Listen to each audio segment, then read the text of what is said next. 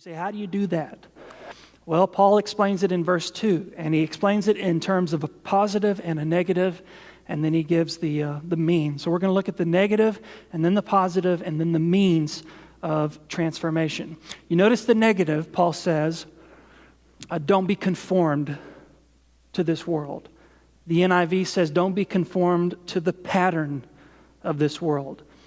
If you're reading a New Living Translation, it says, don't conform, or don't copy the behavior and the customs of this world.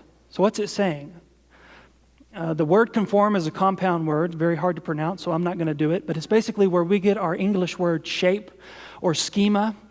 The schema of a thing is a thing's design, it's a thing's shape. And so Paul is saying there is this world, not geographical globe, not a position on the earth, but there's this present age, there's this system, there's this mechanism, a machine called the world, and it is constantly exerting pressure on Christians to force them to think a certain way and to behave a certain way and really to look at reality a certain way. And Paul is saying, you can't do that.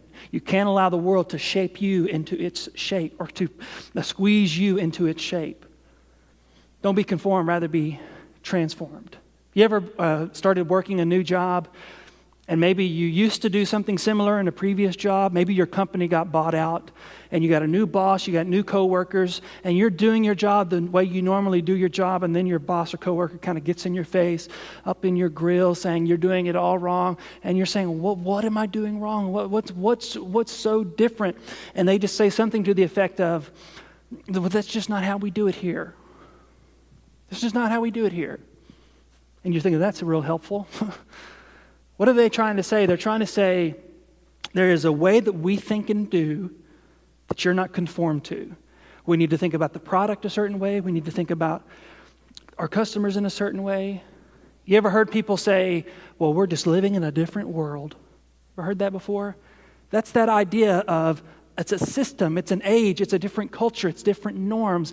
And Paul is saying there is a macro level world system that is squeezing you to think and do things a certain way. And according to Romans 12:2, the Christians to whom Paul was writing were already allowing themselves to be conformed. And who's he writing to? What city is he writing to?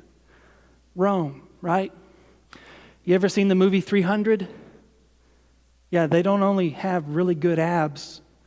There's a wicked city. Have sex with whoever you wanted to. Child sacrifices. They would mutilate children by the thousands. They had churches built, temples built, so that you can engage in all kinds of immorality.